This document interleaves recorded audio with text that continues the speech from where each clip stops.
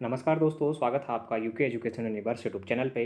दोस्तों, उत्तराखंड परीक्षा वाणी एक संक्षिप्त अवलोकन सीरीज हमारा चल रहा है, जिसमें 8 से लेकर 9 वीडियो हमारी अभी तक की आ चुकी है। उसका अलग से एक प्लेलिस्ट भी बना हुआ है।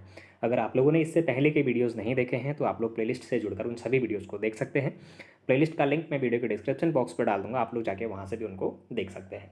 साथ ही आप सभी लोगों के लिए एक महत्वपूर्ण सूचना है, अगर आप लोगों ने हिंदी की अगर कोई सीरीज अभी तक नहीं देखी है, खास उत्तराखंड पुलिस कांस्टेबल वाले जो अभ्यर्थी हैं, Uttarakhand forest guard, junior assistant जो हमारा कनिष्ठ सहायक वाले अभ्यर्थी हैं, साथ ही उत्तराखंड पुलिस दरोगा वाले जो अभ्यर्थी हैं, उनके लिए बहुत ज़्यादा महत्वपूर्ण जो सीरीज है राजपाल सिंह सीरीज, उसको हमने कंप्लीट करा हुआ है, जिसके एमसीक्यू सीरीज और थ्योरी सेशन दोनों ही हमारे चैनल पे कंप्लीटेड है। दोनों के प्लेलिस्ट के लिंक मैं वीडियो के डिस्क्रिप्शन बॉक्स पर डाल दूंगा, आप लोग जाके वहाँ से उनको भी देख सकते हैं। दोस्तों, आज हम बात करने वाले हैं कार्तिकेयपुर राजवंश के बारे में। हम ऐतिहासिक अध्ययन कर रहे थे और ऐतिहासिक अध्ययन में आज हम पूरी चर्चा करेंगे कार्तिकेयपुर राजवंश में, और एक ही दिन में हम एक वीडियो के माध्यम से जितने भी इंपॉर्टेंट फैक्ट्स होते हैं उनके साथ साथ केवल 10 क्वेश्चनों के चलते पूरे ही कार्तिकेयपुर राजवंश को हम खत्म करने का प्रयास करने वाले हैं। यानी कि कार्तिकेयपुर राजवंश बोलूँ तो कत्यूरी शासन आप लोग इसको समझ सकते हैं। दोस्तों, सबसे पहली बात तो अगर आपको बताऊं तो पहला ही जो क्वेश्चन आप लोगों का आज का बनने वाला है कि कार्तिकेयपुर राजवंश के प्रथम परिवार का प्रथम राजा कौन था। तो दोस्तों, आप लोगों ने देखा होगा प्रथम परिवार के जो प्रथम शासक हैं हमारे, वो बसंतदेव देखने को मिलते हैं। कुछ किताबों के अनुसार जो कार्तिकेयपुर राजवंश है, इसकी स्थापना का जो वर्ष है वो हमें 700 ईस्वी देखने को मिलता है। अच्छा दोस्तों, अगर मैं इसके इतिहास की अगर बात करूं कार्तिकेयपुर राजवंश की, तो कार्तिकेयपुर राजवंश उत्तराखंड का प्रथम ऐतिहासिक राजवंश के नाम से भी जाना जाता है। मैंने जैसे कि पिछले वीडियो में आपको बताया था कि जो हमारा कार्तिकेयपुर राजवंश है उसमें केवल आपके 14 परिवार होते हैं, और उन 14 परिवारों में आपके 14 जो नरेश होते हैं उसमें आपके 300 वर्षों तक शासन किया, ऐसा देखने को मिलता है। यानी कि जो कार्तिकेयपुर राजवंश था उसके लगभग आपके 14 जो नरेश थे, 3 परिवार उसके देखने को मिलते हैं। मैंने थोड़ा सा पहले मैं आपको 14 परिवार के दिया था, तो आप लोग उस चीज़ को दिमाग में रखें। 3 परिवार हैं, उन 3 परिवारों में आपके 14 नरेश हैं, और उसने 300 सालों तक उत्तराखंड में अपना शासन किया है, ऐसे आप लोग इसको समझिएगा। दोस्तों, अगर बात करें तो जो कार्तिकेयपुर राजवंश है इसकी जो प्रथम राजधानी थी वो आपकी कहाँ पर थी, तो दोस्तों कार्तिकेयपुर यानी कि जो आपका जोशीमठ पड़ता है, जोशीमठ चमोली में आपका देखने को मिलता है। तो जोशीमठ में जो इनकी राजधानी है ये प्रथम कार्तिकेयपुर के रूप में जानी जाती है।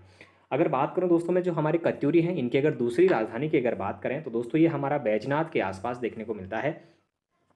अगर देखें तो बैद्यनाथ जो आपका है वर्तमान अगर इसकी बात करें तो दोस्तों ये आपका बागेश्वर जनपद में पड़ता है, जो आपकी कार्तिकेयपुर राजाओं की द्वितीय राजधानी के रूप में भी जानी जाती है। दोस्तों, उस समय इसका जो क्षेत्र था वो अल्मोड़ा में था। तो आप लोगों से कभी कभी आयोग क्वेश्चन में या फिर किताबों के माध्यम से अगर इस तरीके से बताता है कि कार्तिकेयपुर राजाओं की जो दूसरी राजधानी थी वो बैजनाथ अल्मोड़ा में स्थित थी, कत्यूर घाटी अल्मोड़ा में, तो दोस्तों अल्मोड़ा में होकर बागेश्वर होगा। थोड़ा सा उसमें आप लोग समझिएगा कि अभी वर्तमान में वो कहाँ है। उस समय अल्मोड़ा और जो बागेश्वर जनपद है दोनों की सीमाएं सम्मिलित थी, एक साथ थी, तो उसी तरीके से उसको उस समय के लिए अल्मोड़ा कहा गया था। लेकिन अगर वर्तमान की अगर बात करेंगे तो वर्तमान में जो बैजनाथ है वो आपका कहाँ पर है, तो बागेश्वर जनपद में है। इस तरीके से आप उसको याद करेंगे।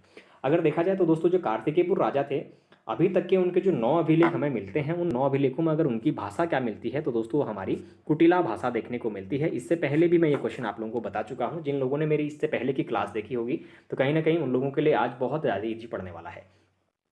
अगर बात करें दोस्तों जो कार्तिकेयपुर राजा हैं उनके जो ताम्रपत्र लेख हैं वो कहाँ कहाँ से मिले हैं, तो दोस्तों ये हमारे पांडुकेश्वर से मिले हैं। इससे पहले वाली वीडियो में भी हमने डिस्कस किया था। पांडुकेश्वर से हमारे मिले हैं, कांडारा से मिले हैं, और हमारे वैजनाथ से हमें देखने को मिले हैं। तो आप लोग ध्यान रखिएगा कि जो ये हमारी सारी चीज़ें हैं, जो ताम्रपत्र हैं वो कौन कौन से थी और कहाँ से मिली थी। तो दोस्तों हमारे कौन कौन से ताम्रपत्र मिले हैं, अगर देखा जाए कार्तिकेयपुर राजाओं के तो 9 अभिलेख हमें देखने को मिलते हैं, और 9 अभिलेखों में कुटिला लिपि के साथ साथ हमें जो ताम्रपत्र हैं उनके वो बागेश्वर, पांडुकेश्वर और कांडारा बैजनाथ से वो देखने को मिलते हैं। अगर बात करी जाए तो दोस्तों इन अभिलेख मिले हैं, इन अभिलेखों में जो प्रमुख अभिलेख हमें मिलता है वो ललित सूर्यदेव का पांडुकेश्वर ताम्रपत्र अभिलेख देखने को मिलता है, जिसमें भूदेव का बागेश्वर शिलालेख से बैजनाथ शिलालेख का भी उसमें एक प्रमुख योगदान देखने को मिलता है। अगर देखा जाए तो दोस्तों कत्यूर जो हमारे कार्तिकेयपुर राजा हैं इनके लिए कत्यूरी शब्द का प्रयोग किसने किया, ये क्वेश्चन बहुत ज़्यादा इंपॉर्टेंट है, इससे पहले की वीडियो में बता चुका हूँ। तो दोस्तों एटकिंसन के द्वारा जो हमारे कार्तिकेयपुर राजा हैं इनके लिए कत्यूरी शब्द का प्रयोग देखने को मिलता है। अब हम बात करेंगे दोस्तों, ये तो उनके थोड़ी बहुत पहले की नॉलेज थी जो कार्तिकेयपुर राजाओं से संबंधित हमें याद रखनी है। उसके बाद की अगर बात करें तो दोस्तों जो प्रथम परिवार हमारा देखने को मिलता है, तो प्रथम परिवार के जो आपके संस्थापक हैं वो आपके कौन देखने को मिलते हैं, तो आपके बसंत देव देखने को मिलते हैं, जैसे कि हमने इस क्वेश्चन के माध्यम से बताया था। अच्छा दोस्तों, एक बहुत इंपॉर्टेंट चीज़ है हमारे बसंत देव से, जो हमारे बसंत देव हैं उनको परम भद्दारे के फिर महाराजा धीराज और परमेश्वर की उपाधि उनको धारण करी गई थी उनके द्वारा। और अगर देखा जाए तो दोस्तों बागेश्वर लेक के अनुसार अगर देखते हैं तो बसंत देव ने एक मंदिर का भी सर्वेक्षण किया था, एक नामक ग्राम भी उसमें दान दिया था। अगर देखा जाए तो जोशीमठ का जो नरसिंह मंदिर है दोस्तों, ये काफ़ी प्रसिद्ध मंदिर देखने को मिलता है। नरसिंह मंदिर, जो जोशीमठ का आपका नरसिंह मंदिर है, ये अगर किसके द्वारा बनाया जाता है, अगर आप लोगों से क्वेश्चन पूछा जाता है तो दोस्तों ये आपके जो नरसिंहदेव हैं इनके द्वारा, नरसिंहदेव का जो मंदिर है वो भी बसंत देव के द्वारा हमारा बनाया जाता है। सॉरी, बीच में थोड़ा सा टेक्निकल फॉल्ट हमारा आ गया था। अगर जोशीमठ का जो नरसिंह मंदिर है ये किसके द्वारा अगर बनाया गया था, अगर आप लोगों से क्वेश्चन पूछा जाता है तो दोस्तों ये भी हमारा बसंत देव के द्वारा बनाया गया, ये आप लोग याद रखेंगे। उसके बाद की जो आप लोगों को याद करने लायक जो चीज़ें हैं अगर बताया जाए तो दोस्तों बसंत देव के बाद जो दूसरा राजा हमारा आता है वो आपका खरपर देव आता है।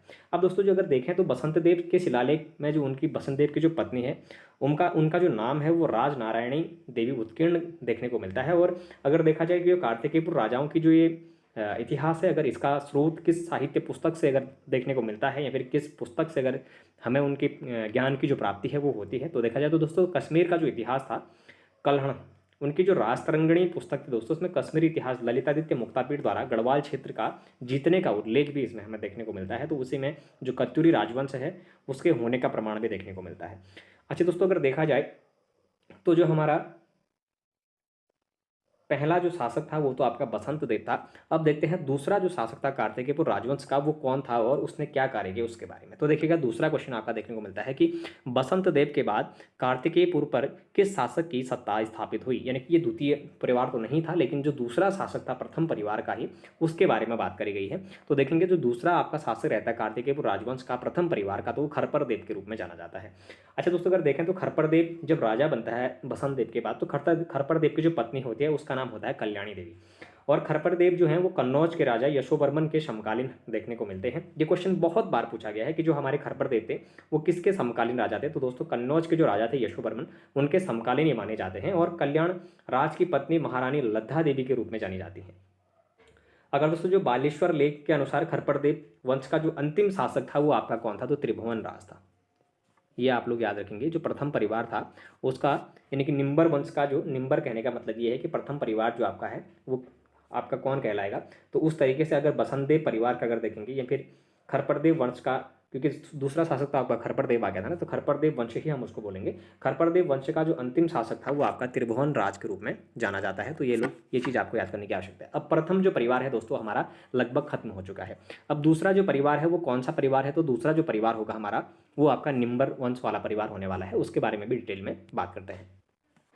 तो देखिएगा खरपरदेव के बाद कार्तिकेयपुर में किस वंश के सत्ता स्थापित हुई थी। अच्छा दोस्तों, खरपरदेव वंश जो है आपका, खरपरदेव वंश कहने का मतलब ये है कि खरपरदेव जो शासक था उसके बाद होने को तो प्रथम परिवार देखे तो बसंत देव के आधार पर ही चलेंगे। बसंत देव के बाद आपका खरपरदेव आता है। लास्ट में जो आपका प्रथम परिवार का अंतिम जो शासक होता है वो आपका त्रिभुवन राज के रूप में जाना जाता है। उसके बाद जो आपका द्वितीय आपका क्या आता है, परिवार आता है। आप इसको हेडिंग में द्वितीय भी कर लेना। द्वितीय जो परिवार आता है कार्तिकेयपुर राजवंश का, तो नालंदा अभिलेख के अनुसार क्या कहा जाता है कि जो बंगाल के पाल शासक धर्मपाल थे उन्होंने गढ़वाल पर आक्रमण किया था। ये क्वेश्चन माना जाता है कि किसके समय गढ़वाल के राजा धर्मपाल ने उत्तराखंड के गढ़वाल पर हमला किया था या फिर आक्रमण किया था, क्वेश्चन पूछा जाता है। तो दोस्तों ये आपके निम्बर वंश यानी कि कार्तिकेयपुर परिवार के द्वितीय जो वंश चल रहा था उस समय उनकी उत्तराखंड पर आक्रमण करने का एक देखने को मिलता है। अगर देखा जाए तो दोस्तों कार्तिकेयपुर के जो दूसरे राजा देखने को मिलते हैं, यानी कि दूसरा जो वंश देखने को मिलता है, तो वो आपका निम्बर वंश देखने को मिलता है।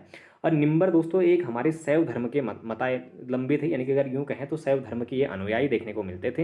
राजा निम्बर की जो रानी थी दोस्तों उनका नाम नाथू देवी था। और निम्बर के बाद उसका जो पुत्र था वो इष्टगणदेव था, इष्टगणदेव। अच्छा दोस्तों, इष्टगणदेव को हम डायरेक्टली ही रिलेट करेंगे क्योंकि इष्टगणदेव के उत्तराखंड पर बहुत से ऐसे काम उन्होंने करे हैं, बहुत ऐसे प्रभावित करने वाले काम करे हैं जो आपके एग्जामों की दृष्टि से काफ़ी महत्वपूर्ण हो जाता है। अगर देखिएगा 154वां क्वेश्चन हम देखें तो निम्बरदेव किस मत के अनुयायी थे, तो दोस्तों शैव मत के थे। मैं इससे पहले आपको बता चुका हूँ। उसके बाद अगर देखें तो दोस्तों निम्बर वंश का वह कौन सा शासक था जिसके समय उत्तराखंड को एक सूत्र में, या फिर जिसने उत्तराखंड को एक समय एक साथ एक सूत्र में बांधने का काम किया था, तो दोस्तों वो इष्टगणदेव था। यानी कि कहने का मतलब ये है कि निम्बर वंश का वह कौन सा शासक था जिसने अपने समय में उत्तराखंड को एक सूत्र में बांधना चाहा था, तो दोस्तों आपका कौन हो गया, इष्टगणदेव के रूप में हम उसको जानते हैं। अच्छा दोस्तों, अगर बात करें इष्टगण की जो पत्नी है उसका नाम वेगा देवी के रूप में जाना जाता है।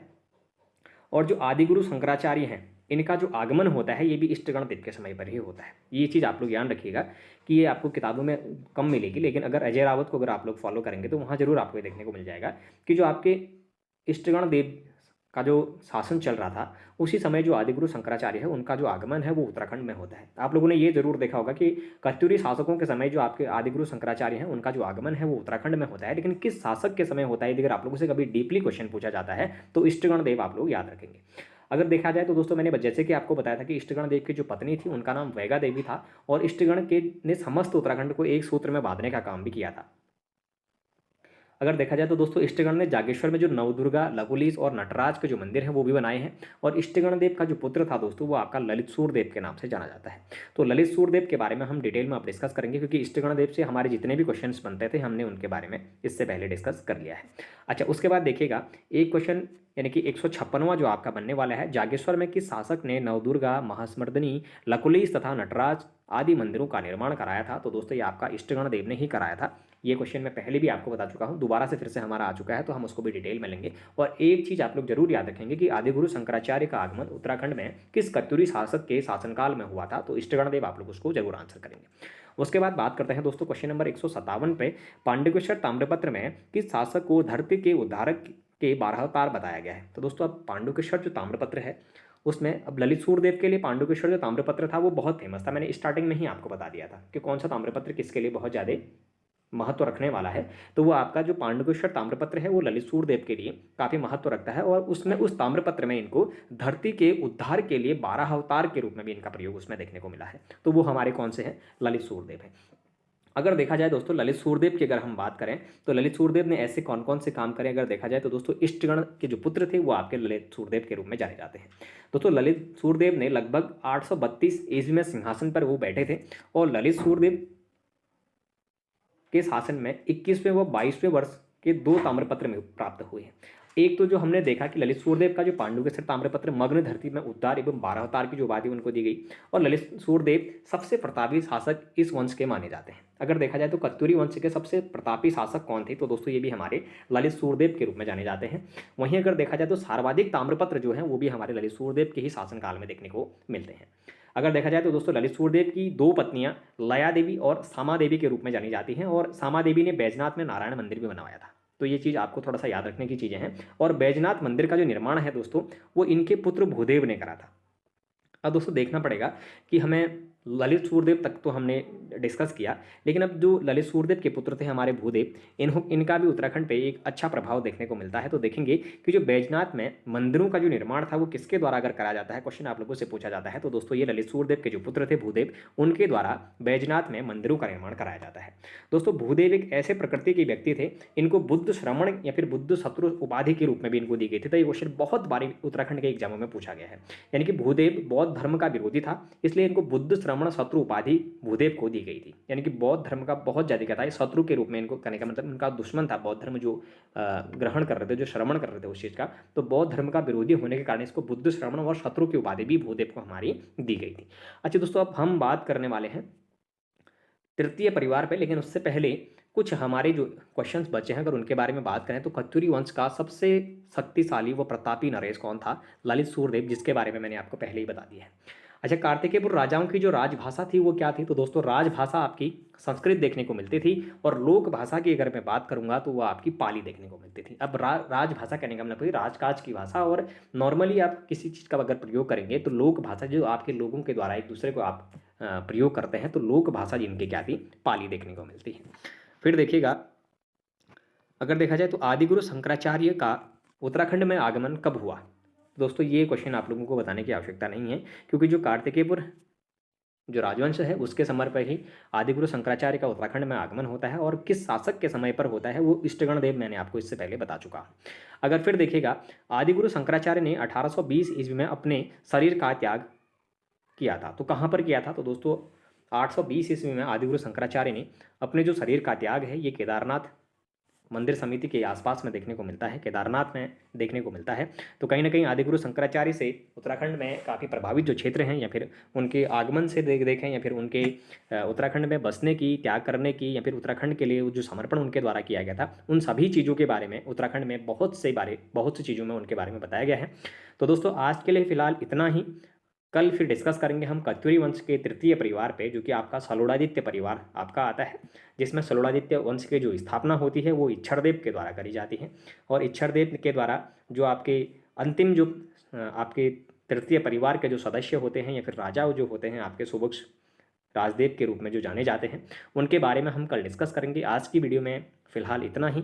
और अगर आप लोगों को ये वीडियोस पसंद आ रही हो तो आप लोग चैनल को जरूर सब्सक्राइब करें, अपने दोस्तों के साथ चैनल को जरूर शेयर करें, बाकी लाइक करें, कमेंट करें और बने रहिएगा UK education universe YouTube channel के साथ। धन्यवाद।